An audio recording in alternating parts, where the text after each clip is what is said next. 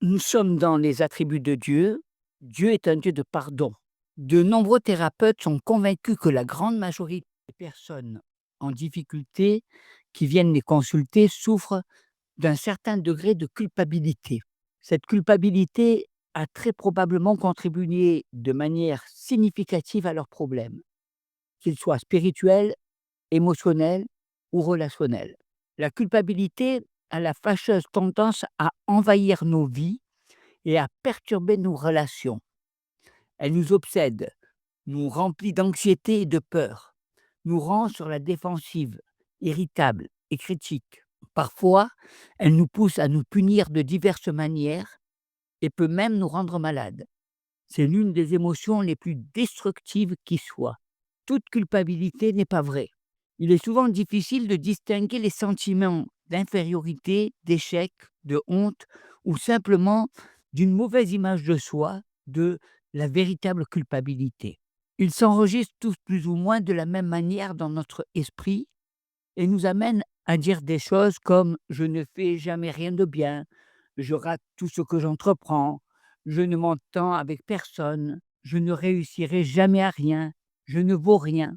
Ce genre de sentiment trouve généralement son origine dans notre éducation, surtout lorsque nous avons cherché à plaire à un parent insatiable qui nous encourageait et nous félicitait rarement, mais qui condamnait, blâmait et accusait sans cesse, et dont l'acceptation était conditionnée par nos performances. Ce type d'environnement engendre une culpabilité injustifiée, un sentiment de culpabilité pour quelque chose qui ne contrevient à aucun principe de la parole de Dieu et dont nous ignorons peut-être même la cause. Nous nous sentons coupables sans savoir pourquoi. Les personnes qui éprouvent une culpabilité injustifiée perçoivent souvent Dieu comme un vieil homme sévère, bienveillant envers elles si elles se comportent bien, mais cruel dans le cas contraire. Elles considèrent ses exigences comme inatteignables et l'espoir de lui plaire comme quasiment nul, à l'image de celle de ce qu'elles ressentaient avec le parent qu'elles n'arrivaient pas à satisfaire. Elles se résignent donc à vivre en disgrâce. Cela leur déplaît, mais elles ne connaissent pas d'autre voie. Un accompagnement spirituel peut souvent les aider à s'accepter et à apprendre à entretenir une relation positive avec Dieu telle qu'ils le souhaitent. Mais il y a aussi une culpabilité bien réelle et c'est de cela que je veux parler aujourd'hui. La culpabilité bien réelle. Nous pouvons éprouver de la culpabilité parce que nous sommes coupables. Nous avons transgressé les lois de Dieu et nous le savons. Et la Bible dit que le monde entier est coupable devant lui. Romains chapitre 3 verset 19. Or, nous savons que tout ce que dit la loi, elle le dit à ceux qui sont sous la loi, afin que toute bouche soit fermée et que tout le monde soit reconnu coupable devant Dieu. Car nul ne sera justifié devant lui par les œuvres de la loi, puisque c'est par la loi que vient la connaissance du péché. Nous sommes tous loin d'être à la hauteur de ces exigences. Romains chapitre 3 verset 23, car tous ont péché et sont privés de la gloire de Dieu. Et parce que nous sommes coupables, nous méritons d'être punis. Romains chapitre 6 verset 23, car le salaire du péché, c'est la mort, mais le don gratuit de Dieu, c'est la vie éternelle en Jésus-Christ notre Seigneur. Un Dieu infiniment saint se doit d'exprimer sa colère contre le péché. Ses contradicteurs ne manqueront pas de l'accuser. Voilà, vous voyez, Dieu est un juge rigide, exigeant, intolérant et perfectionniste qui refuse de nous accepter si nous ne répondons pas à ses attentes. Les critiques ont raison dans une certaine mesure. Dieu ne peut tolérer le péché ni permettre qu'il pénètre en sa présence. Il se doit de le juger. Mais ce que les critiques ne voient pas, c'est qu'il est aussi amour, grâce, miséricorde et bonté, et que ces qualités le poussent à pardonner. Le Dieu que les hommes ont créé dans leur imagination est dur et punitif, mais le vrai Dieu qui s'est révélé dans sa parole est miséricordieux et accueillant. Lorsqu'il passa près de Moïse sur la montagne et manifesta sa gloire, il la révéla à tous. Il est le Dieu qui pardonne l'iniquité, la transgression et le péché. Exode chapitre 34, verset 7. Le psalmiste le réaffirme clairement dans le psaume 86, verset 5. Car tu es bon, Seigneur, tu pardonnes, tu es plein d'amour pour tous ceux qui t'invoquent. Dieu est miséricordieux par nature. Le pardon est l'essence même de son être. Et c'est sans doute la meilleure nouvelle que nous, êtres humains coupables, puissions entendre. Dieu ne cherche pas à nous punir, il veut nous pardonner et nous accepter. Je crains que le pardon ne soit un concept très mal compris. Certains pensent que pardonner, c'est simplement fermer les yeux sur une faute.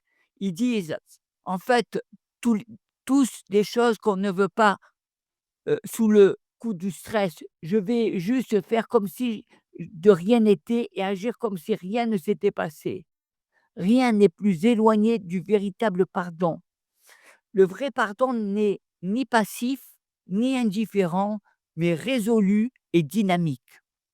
Nous apprenons ce qu'il implique en observant Dieu qui pardonne à l'œuvre. Le pardon de Dieu comporte 5 éléments. Premier élément, suppression du péché.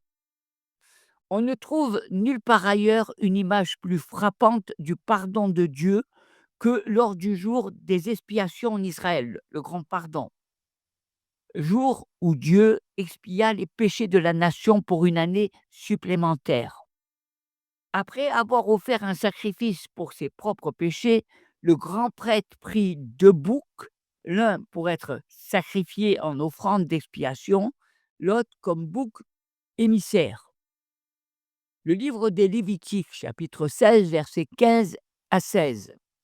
Il égorgera le bouc expiatoire pour le peuple et il emportera le sang au-delà du voile. Il fera avec ce sang comme il a fait avec le sang du taureau. Il en fera l'aspersion sur le propitiatoire et devant le propitiatoire. C'est ainsi qu'il fera l'expiation pour le sanctuaire à cause des impuretés des enfants d'Israël et de toutes les transgressions par lesquelles ils ont péché. Il fera de même pour la tente d'assignation qui est avec eux au milieu de leur impureté. Le mot traduit par faire expiation, en hébreu c'est kafar. Il est également traduit par pardonner. Dans l'Ancien Testament, le psaume 78, verset 38, toutefois, dans sa miséricorde, il pardonne l'iniquité et ne détruit pas. Il retient souvent sa colère et ne se livre pas à toute sa fureur. Il signifie essentiellement couvrir. Le sang de ce bouc n'a pas réellement couvert les péchés d'Israël, mais il symbolisait de façon frappante que Dieu les couvrirait. Sous ce propitiatoire, qui était le couvercle de l'arche d'alliance, à l'intérieur de l'arche se trouveraient 3 symboles du péché d'Israël. La manne dont ils murmuraient et se plaignaient, les tables de la loi qu'ils ont brisées, et le bâton d'Aaron qui a bourgeonné lorsqu'ils se sont rebellés contre leur chef, désigné par Dieu. Ils étaient les symboles du péché. Mais le grand prêtre répandit ce sang sur le propitiatoire et tous ces péchés furent couverts. Lorsque Dieu pardonne nos péchés, il les couvre, les cache à nos yeux. Michée dit qu'il les jeta au fond de la mer. Michée chapitre 7, verset 19. Il aura encore compassion de nous. Il mettra sous ses pieds nos iniquités. Tu jetteras au fond de la mer tous leurs péchés. Voilà qui est clair. S'ils sont au fond de la mer, ils sont couverts. Quel soulagement de savoir que les péchés qui nous hantaient, nous accablaient et nous affligeaient sont à jamais hors de notre vue. David a éprouvé ce soulagement. Le psaume 32, verset 1. Heureux celui dont les transgressions sont pardonnées, dont les péchés sont couverts. Mais Dieu ne se limite pas à cela lorsqu'il efface notre péché. Lévitique, chapitre 16, versets 20 à 22. Lorsqu'il aura achevé de faire l'expiation pour le sanctuaire, pour la tente d'assignation et pour l'autel, il fera approcher le bouc vivant. Aaron posera ses 2 mains sur la tête du bouc vivant et il confessera sur lui toutes les iniquités des enfants d'Israël et toutes les transgressions par lesquelles ils ont péché. Il les mettra sur la tête du bouc, puis il le chassera dans le désert à l'aide d'un homme qui aura cette charge.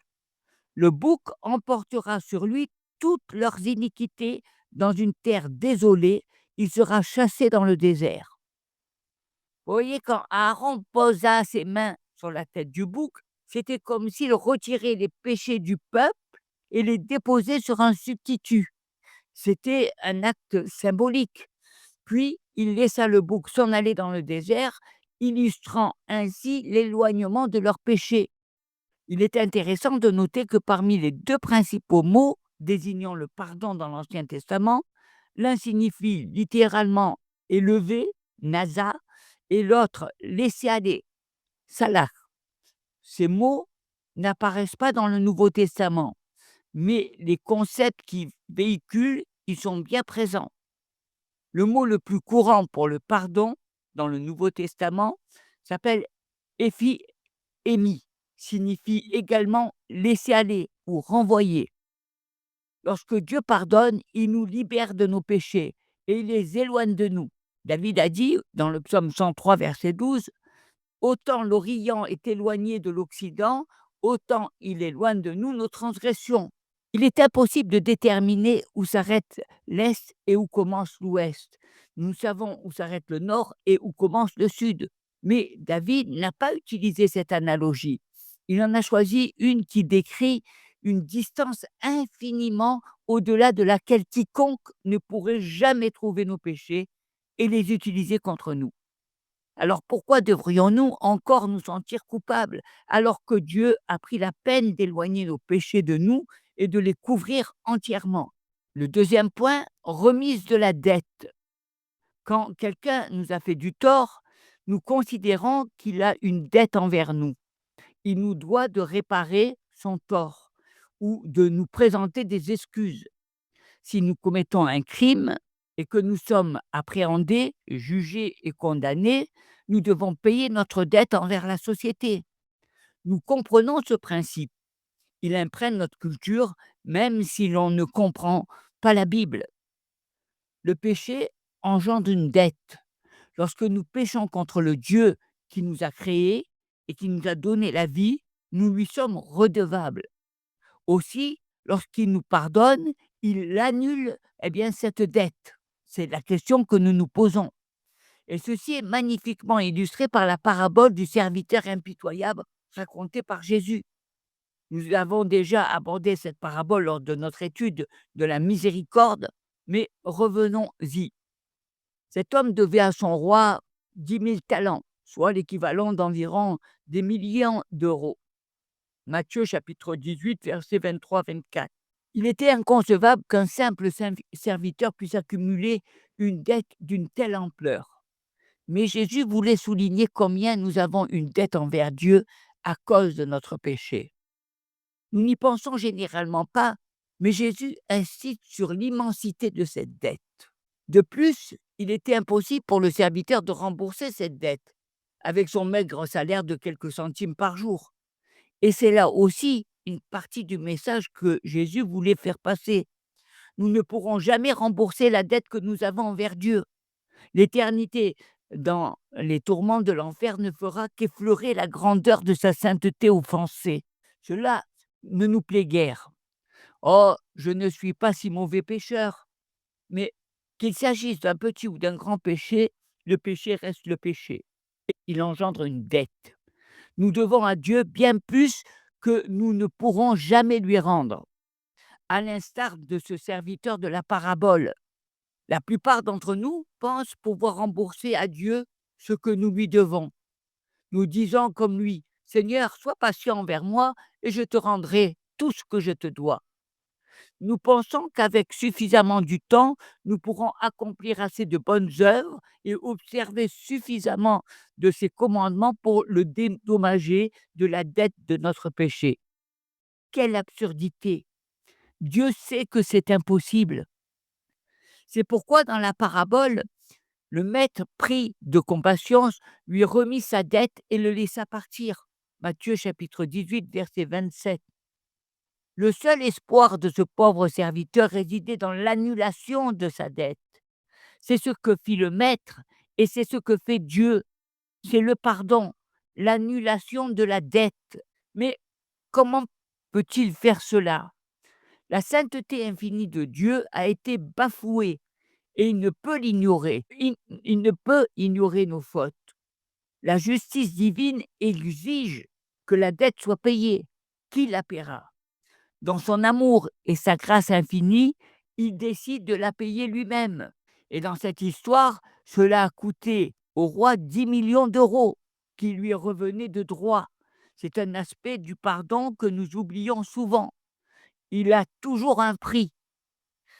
Si une infraction a été commise, quelqu'un doit en assumer les conséquences. Lorsque justice est rendue, c'est le coupable qui paie. Et dans le cas du pardon, c'est la victime qui paie. La culpabilité ne peut être transférée à un tiers. Le psalmiste a dit dans le psaume 49, verset 7, nul d'eux ne peut racheter son frère, ni donner à Dieu une rançon pour lui. Psaume 49, verset 7. Si le coupable, soit la victime, doit payer. Et parfois, nous disons avoir pardonné à quelqu'un qui nous a fait du tort, mais au fond de nous, nous cherchons un moyen de récupérer ce que nous avons perdu, notre réputation, notre argent, notre fierté, ou tout autre préjudice que nous attendons de lui. Ce n'est pas du pardon. Pardonner, c'est payer intégralement pour le tort causé. Et puisque Dieu a pardonné et pardonne par nature, il paiera intégralement pour nos péchés. C'est ce que Jésus a fait sur la croix. Voilà le sens profond de la mort du Christ. Jésus n'était pas un intermédiaire cherchant à réconcilier Dieu et les hommes.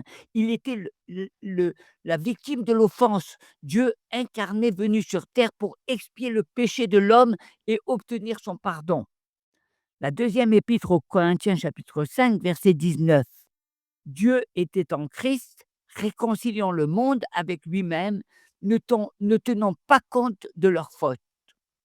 Lorsque Jésus baissa la tête et rendit l'esprit, il s'écria, tout est accompli. Ce mot grec employé à l'époque dans le commerce signifie payer intégralement. La dette contractée à cause de nos péchés fut entièrement payée sur la croix du calvaire. Dieu prit notre place et paya la dette à notre place. Avez-vous déjà bénéficié d'une annulation de dette? Et si c'est le cas, quelle joie! Mais aussi merveilleuse qu'ait été cette expérience que vous avez peut-être vécue, c'est encore plus grand de savoir que la dette éternelle de mon péché a été effacée. C'est une manifestation du pardon de Dieu. Troisième point, abrogation de la peine. La dette liée à une loi transgressée est appelée peine. Par conséquent, si la dette est annulée, la peine est également levée. Bien que les deux soient liés, il est essentiel de comprendre les deux aspects du pardon. Comme nous l'avons vu, lors du jour des expiations, le grand pardon, un bouc fut immolé en sacrifice pour le péché du peuple. Ce sacrifice symbolisait la punition par substitution. Le sang de ce bouc ne pouvait à lui seul expier les péchés d'Israël. Hébreux chapitre 10, verset 4. Il est impossible que le sang des taureaux et des boucs enlève les péchés. Mais le sang devait être versé. La peine du péché, c'est la mort. Romains chapitre 6, verset 23. Et seule la mort peut satisfaire à cette exigence. Sans effusion de sang, il n'y a pas de pardon. Hébreux chapitre 9, verset 22. Le sang devait couler. La mort de ce bouc symbolisait pour le peuple d'Israël que Dieu lui-même préférerait subir le châtiment de leurs péchés. Et c'est précisément ce que Jésus-Christ a accompli sur la croix. Ésaïe l'avait prédit dans le chapitre 53, versets 5 et 6. Mais il était blessé pour nos péchés, brisé pour nos iniquités. Le châtiment qui nous donne la paix est tombé sur lui, et c'est par ses meurtrissures que nous sommes guéris.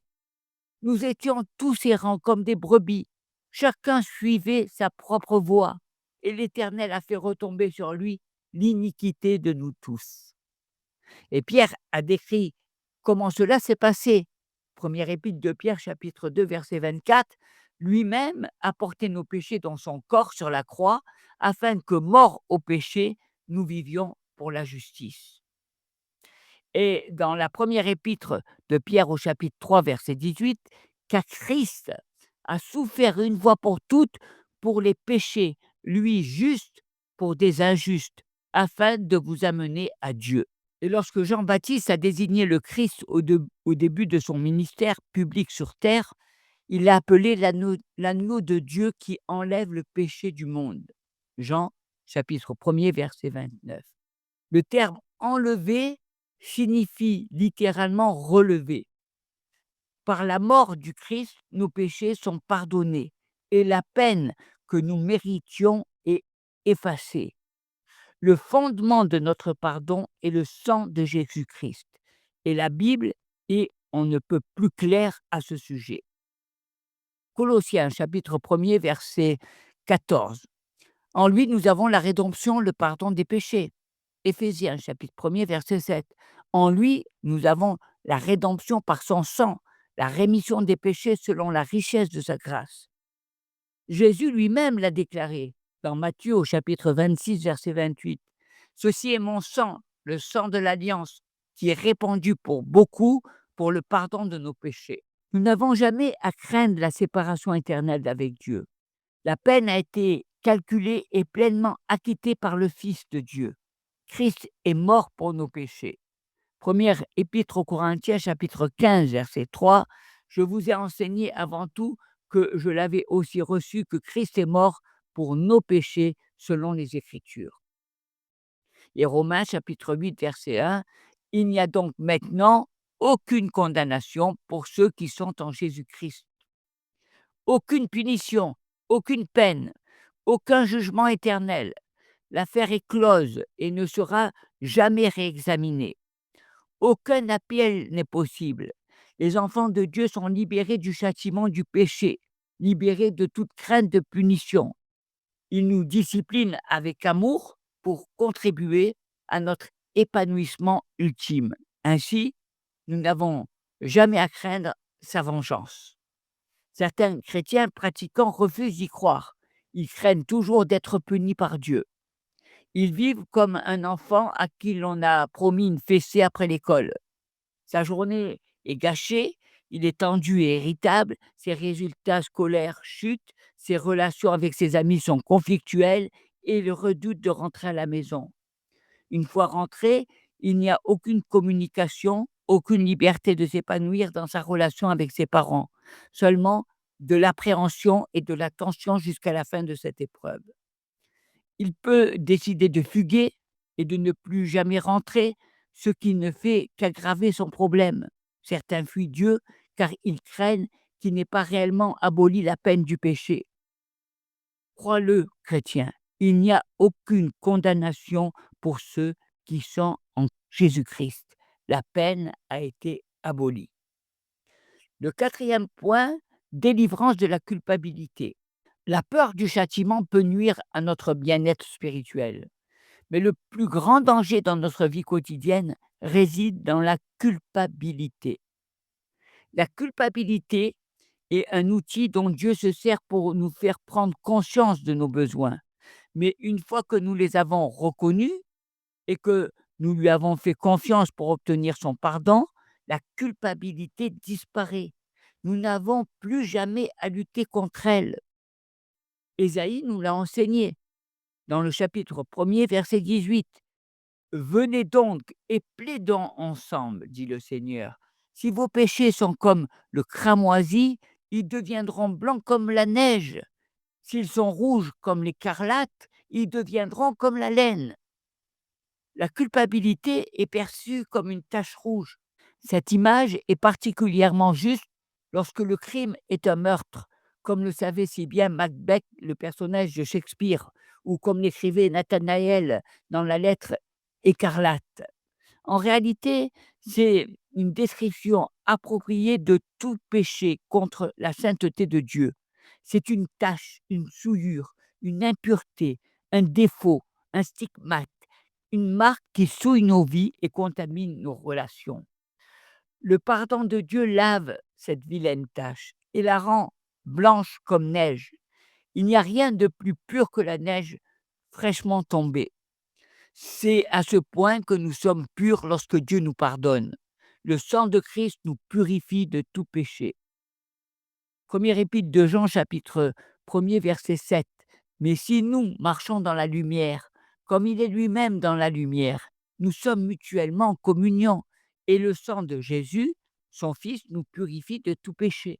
Il nous lave, il nous rend purs et irréprochables. Quel soulagement! David a dit: «Heureux l'homme à qui l'Éternel n'impute pas son péché». Psaume 32, verset 2.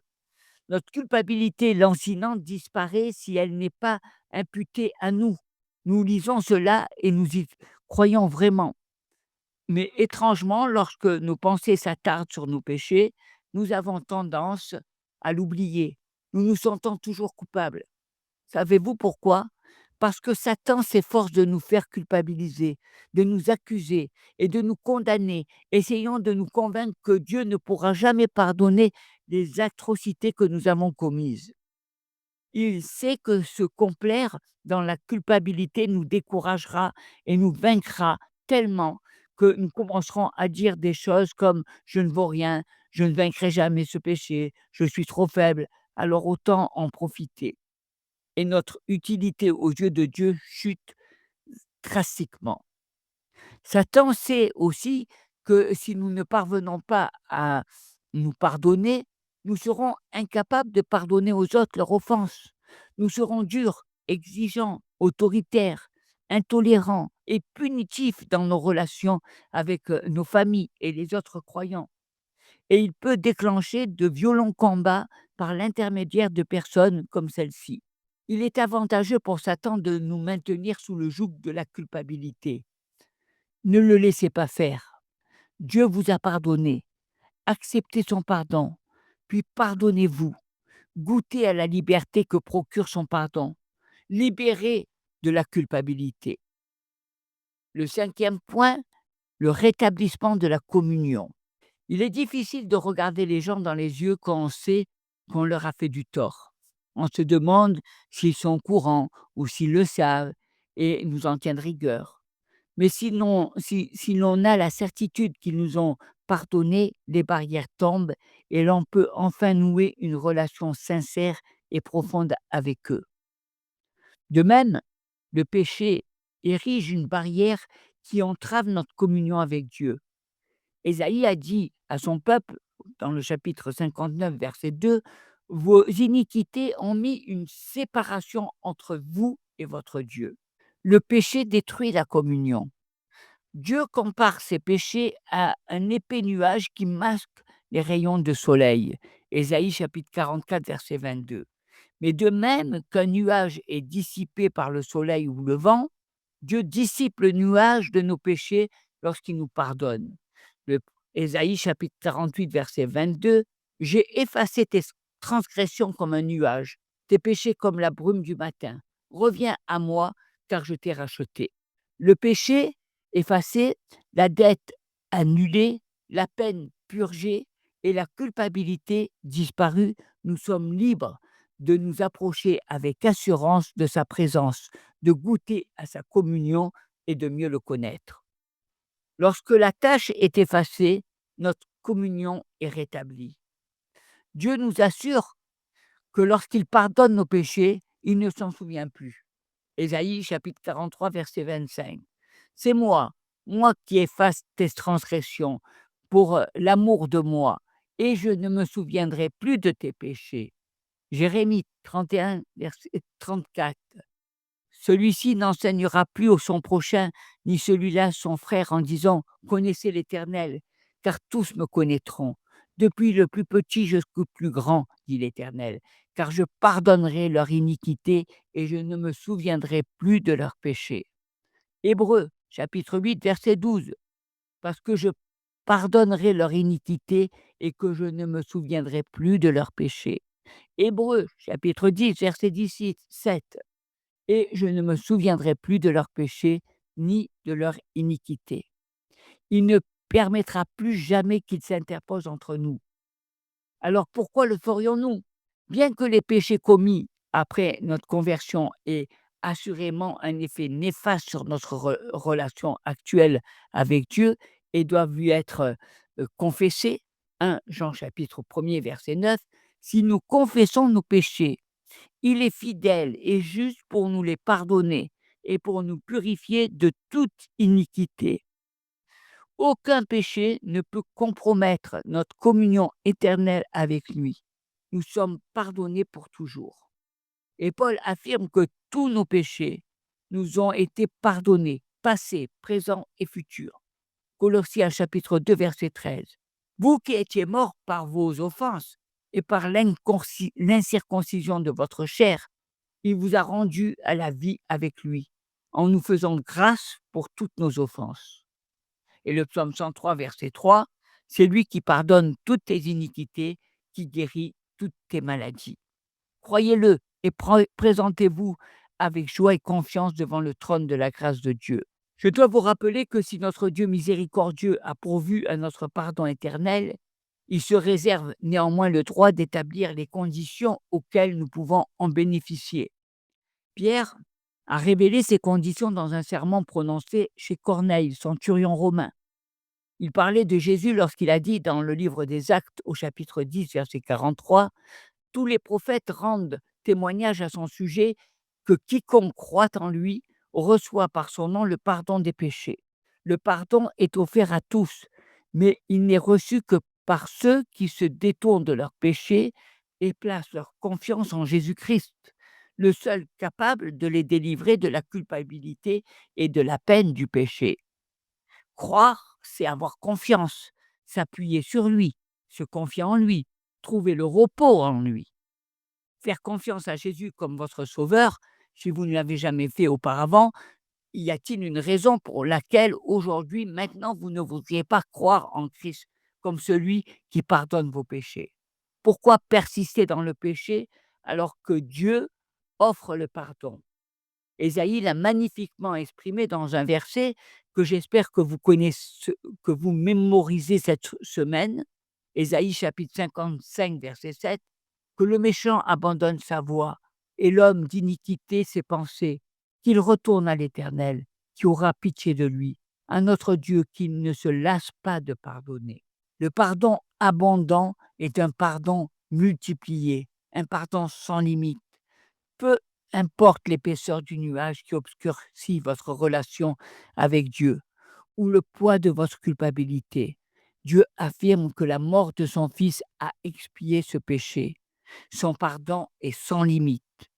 Croyez-vous en lui maintenant et lui confiez-vous le pardon de vos péchés. Priez-le maintenant et dites: Dieu, je sais que je suis pécheur. Je crois que Jésus-Christ est mort pour mes péchés et en a payé le prix. Seigneur Jésus, je te fais confiance maintenant. Viens dans mon cœur et sauve-moi du péché. Pardonne-moi comme tu me l'as promis. Il attend simplement que vous lui disiez: c'est la foi. Elle se manifeste purement dans l'esprit. Aucun acte physique n'est requis. Elle se produit dans la partie immatérielle de votre être, votre cœur et votre âme. Prière de clôture. Père, nous prions pour que beaucoup répondent à ton appel au pardon et ouvrent leur cœur à Jésus-Christ. Seigneur, nous savons que tu transformeras leur vie et qu'ils grandiront en sainteté. Au nom de Jésus, nous prions. Amen. Le verset à mémoriser cette semaine, Ésaïe chapitre 55, verset 7, que le méchant abandonne sa voie et l'homme d'iniquité ses pensées, qu'il retourne à l'Éternel, qui aura pitié de lui, à notre Dieu qui ne se lasse pas de pardonner. Amen.